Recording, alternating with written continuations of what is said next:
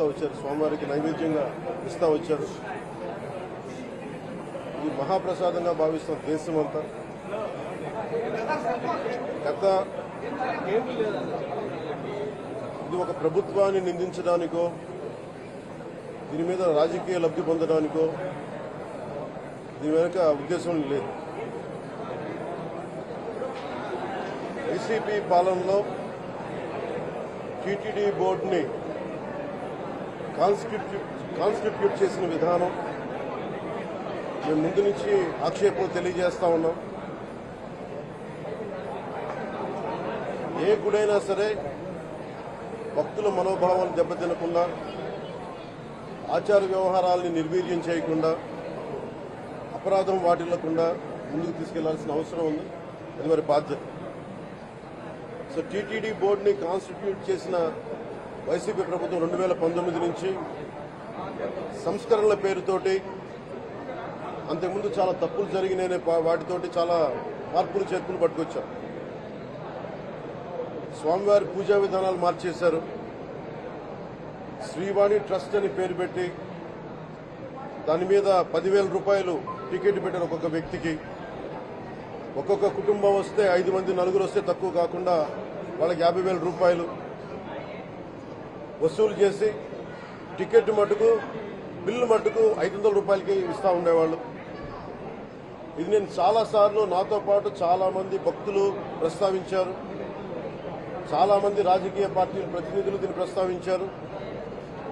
అన్ని పార్టీలు ప్రస్తావిస్తూనే ఉన్నాయి, వేలెత్తి చూపుతూనే ఉన్నాయి. కానీ ఏ రోజు కూడా దాన్ని పట్టించుకున్న పాపాన్ని పోలేదు. అలాగే వైసీపీ పాలనలో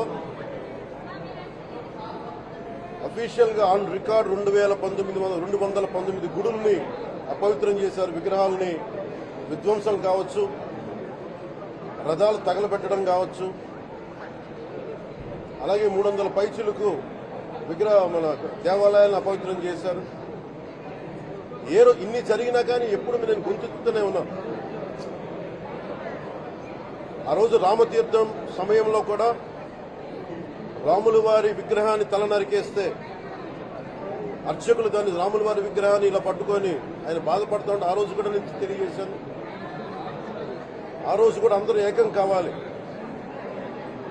ఎవరి మతమైనా కావచ్చు, ఎవరి ప్రార్థనా మందిరాలు కావచ్చు, దేవాలయం కావచ్చు, మస్జిద్ కావచ్చు, చర్చి కావచ్చు, కానీ వారి మనోభావాలకి దెబ్బతినేలాగా దాడులు జరిగితే బయటికి రావాలి అని అందరూ నేను కోరుకుంటే ఆ రోజున చిలకలూరుపేట నుంచి ఉండే ముస్లిం సమాజ సోదరులు కూడా బయటకు వచ్చి ఆ రోజున మద్దతు తెలియజేశారు.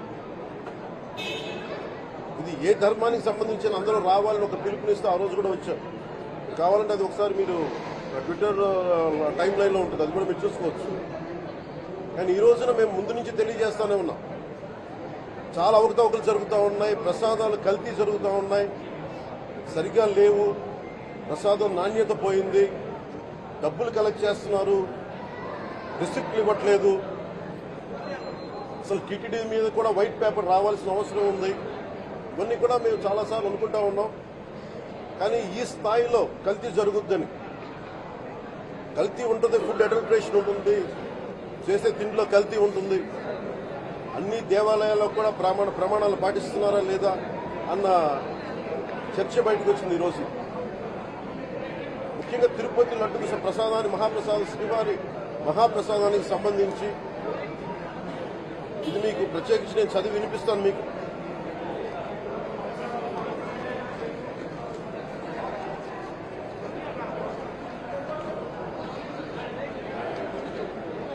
ఈ రిపోర్ట్ ప్రత్యేకించి centre for analysis and learning in livestock and food of the national dairy development board వారికి శాంపుల్స్ పంపించాం. పంపిస్తే ఇది వాళ్ళు తెలియజేసింది స్టాండర్డ్ వాల్యూ లిమిట్స్ ఎలా ఉండాలి అని వాళ్ళు చెప్పారు. ఏం చెప్పారంటే pure milk fat shall have a reading between 95.68 to 104.32, but all the ghee samples had values around 20, which means the ghee is highly adulterated. దాని సబ్సిక్వెంట్ టేబుల్లో సహజంగా నెయ్యిలో స్వామివారికి సహజంగా నెయ్యిలో కల్తీ వ్యాపారులు కల్తీ చేసేది ప్లాంట్ బేస్డ్ కల్తీ జరుగుతూ ఉంటుంది. అదే తప్పు. అలాంటిది దీంట్లో ప్రత్యేకించి తెలియజేసింది సోయాబీన్ ఉంది, sunflower, olive oil, rapeseed, linseed, wheat germ, maize germ, cottonseed, coconut, palm ఆయిల్తో పాటు fish oil, beef tallow, lard. Fish oil మీకు తెలిసిందే, చేపల నుంచి ఎక్స్ట్రాక్ట్ చేసిన నూనె.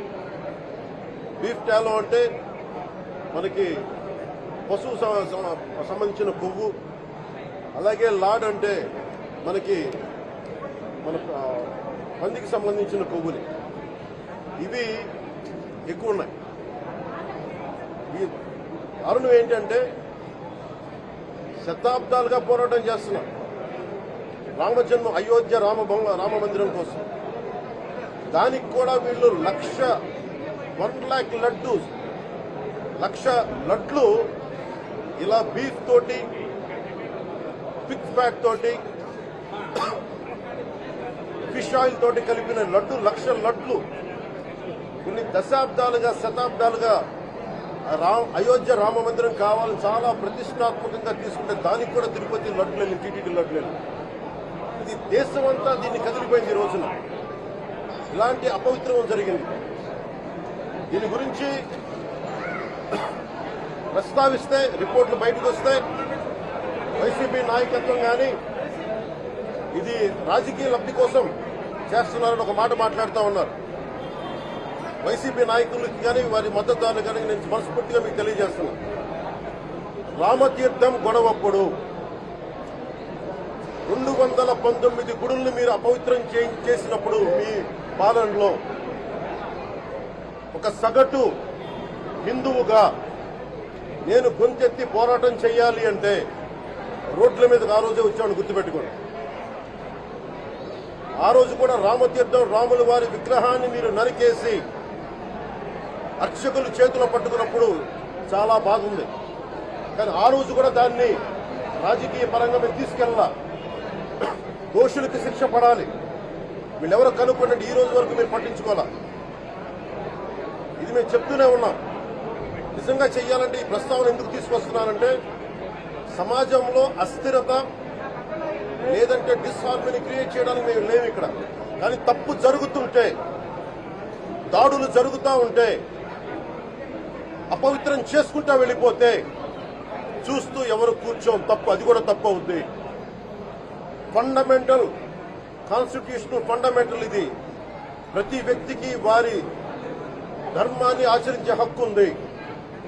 ఎవరన్నా వచ్చి ఆ ధర్మాన్ని పాడు చేసే హక్కు ఎవరికీ లేదు. ఇట్స్ ఎ ఫండమెంటల్ రైట్ ఇది.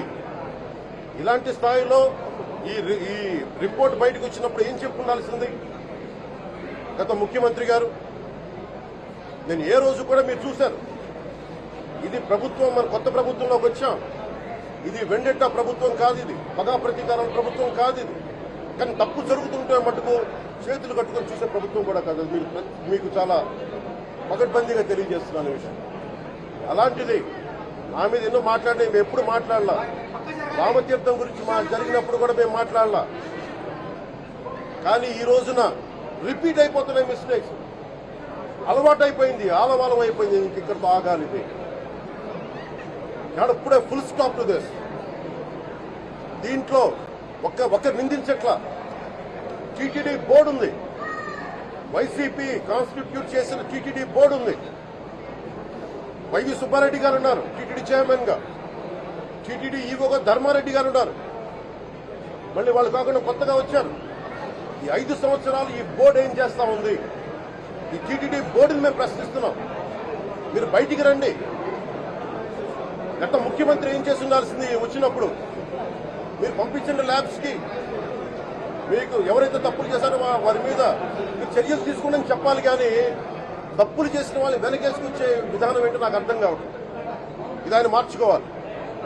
అంతేగాని ఇది చూసారు మీరు అస్థిరత చేసే ఆలోచన కానే కాదు. ఇదే మీరు ఊహించండి. ఇంకా ఏ ధర్మం మీదైనా సరే ఇలాంటి అపవిత్రం ఒక చర్చి మీద జరిగిన, ఒక మస్జిద్ మీద జరిగిన దేశం అల్లకల్లోలం చేసేస్తారు. ప్రపంచం అంతా మాట్లాడతారు, గ్లోబల్ న్యూస్ అయిపోద్ది. కానీ దేశంలో కోట్లాది మంది హిందువులు అపవిత్రమైతే, ఈ ప్రసాదం అపవిత్రమైతే ఒక్కరు కూడా మాట్లాడకూడదు. ఇది సెక్యులర్ వ్యవస్థకు విఘాతం అంటే హిందువులకి మనోభావాలు ఉండవా? ఇది ఒక్కరు నిందించట్లా? అసలు మీరు ప్రస్తావన చేయకూడదు, ఇది తప్పు, ఇది మాట్లాడకూడదంటే ఎట్లా? ఇదే వేరే మతానికి మీరు అన్వయిస్తారా? నేను అన్ని మతాల్ని సమానంగా గౌరవించేవాడిని, ఇస్లాంని గౌరవించేవాడిని, క్రిస్టియానిటీని గౌరవించేవాళ్ళం. మేమందరం సనాతన ధర్మం అని మొత్తుకుంటున్నాం. దేనికి సనాతన ధర్మం అంటే? సనాతన ధర్మానికి ఒకరు ప్రారంభించింది కాదు. ఇది ఒక వ్యక్తి ఒక కూర్చోబెట్టి ఒకరు స్టార్ట్ చేసింది కాదు. ఇది కొన్ని వేలాది సంవత్సరాలుగా అన్ని మతాలని, అన్ని విశ్వాసాలని అలింగనం చేసుకున్న నేల ఇది. అలాంటి విశ్వాసాలకి దగ్గర తీసుకున్న ఈ నేల మీద ఇలాంటి అపవిత్రం జరిగితే, రిపీటెడ్ గా జరిగితే, ఒకసారి కాదు, 2 సార్లు కాదు, రిపీటెడ్ గా జరిగితే ఇప్పుడు కూడా మాట్లాడకూడదంటే అది తప్పు చేసిన వాళ్ళం అవుతాం. మేము దోషులకి శిక్ష పడాలి. ఫుడ్ అడల్ట్రేషన్ ఇది మేము కాదంటలా. టీటీడీ బోర్డు బాధ్యత తీసుకోవాలి.